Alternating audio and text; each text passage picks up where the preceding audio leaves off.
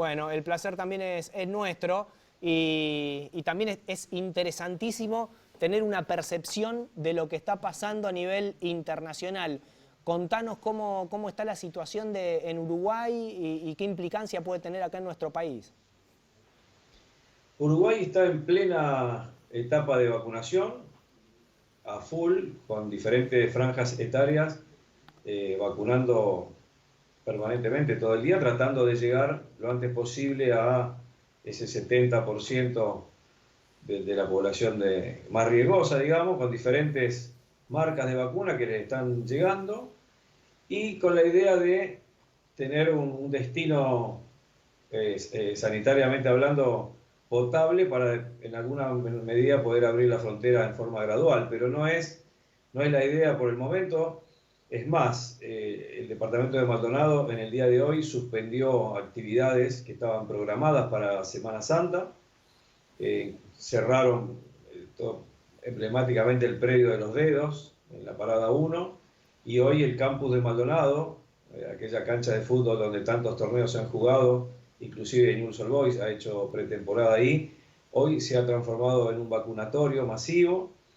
Así es que bueno, la pandemia nos está tratando fuertemente y Uruguay no es la excepción, con más de 10.000 personas en este momento cursando la enfermedad y un promedio de baja hasta el momento de 700 y pico de personas fallecidas. Ricardo, ¿dónde está el principal o la principal amenaza? ¿Gente que viene del exterior, la frontera del norte con Brasil, el virus comunitario? ¿Dónde el presidente o su equipo ven que está el principal foco donde hay que prestar atención?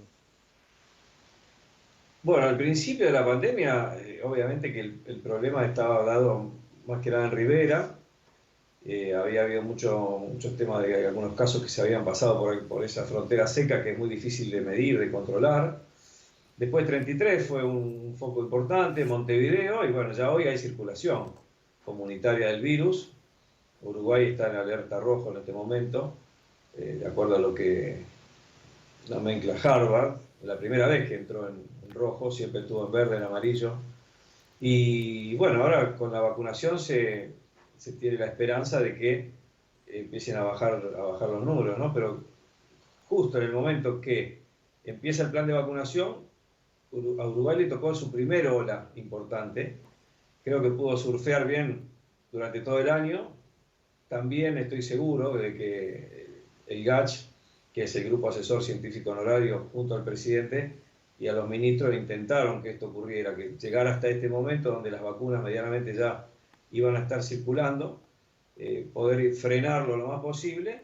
Y creo que una buena comparación es nuestra provincia de Santa Fe, con la misma población y la misma superficie, pero resultados diferentes en los números de la pandemia. Nosotros hemos sobrepasado los 4.000 muertos en la provincia porque no hemos tenido la posibilidad de cerrar la frontera de la provincia, lo cual le da un poco la derecha al Uruguay, que lo hizo. Recordemos que a partir del 10 de diciembre lo hizo hasta para los propios nacionales uruguayos y residentes que no pudieron ingresar al país hasta el 15 de enero. Así es que, bueno, hoy con circulación comunitaria ya está el plan de vacunación en marcha y las actividades se han suspendido de alguna manera, siempre manejando las libertades, como dice el presidente de la calle, pero tratando de generar la menor cantidad de aglomeraciones. Recordemos que el Parlamento votó una ley para suspender las reuniones de más de 10 personas, que todavía sigue vigente, una ley, digamos, provisoria, pero que todavía está en vigencia, para que bueno, la gente se cuide y evite las aglomeraciones. Ricardo, la última que te quiero preguntar es si tenés información de de posibles restricciones. Recién remarcabas, el gobierno de la calle es un gobierno que trata de respetar las libertades en este sentido. Hace algunos días ya se dejó atrás el tema de la obligatoriedad para ir a clase, es optativo. Digo, ¿puede haber nuevas restricciones? Más que restricciones, están trabajando en esa línea de que la gente pueda elegir y están midiendo día por día a ver cómo evoluciona el virus, pero él siempre dice, y un poco de la voz cantante porque todos los anuncios con respecto a la pandemia los ha dado él, siempre con el ministro de Salud al lado, pero manejando el timón. Inclusive él puso de manifiesto que el turismo, que es lo que más de cerca me toca, y el esparcimiento y la vida al aire libre son hasta necesarios para la población, que además de la pandemia de coronavirus está sufriendo el encierro, la depresión, las enfermedades mentales. Entonces a lo que él se refiere permanentemente es a no aglomerar, de repente sí, instaurar el teletrabajo o las clases presenciales, ir dosificándola, pero no prohibir la salida de las personas al aire libre. Esto está bien explicitado por él, ni tampoco prohibirle el desplazamiento con medidas que restrinjan el transporte público, sino más bien controlar que funcione con todos los protocolos para evitar contagios. Así que Ricardo, un poco esa es la línea. te agradezco mucho este contacto. Esperemos que algún día pueda pasar todo esto y se vuelva a atender ese puente turístico entre Rosario y Uruguay que tanto hace falta. Seguramente así será, Nacho. Gracias como siempre por invitarnos y por poder contarle a la gente qué está pasando en nuestro querido país hermano Uruguay.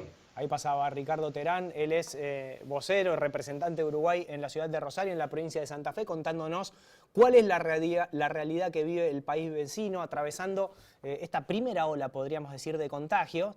Han tenido un 2020 muy bueno, muy positivo, y justo aparece este crecimiento, esta multiplicación de casos en el momento en el cual empieza la vacunación en el país.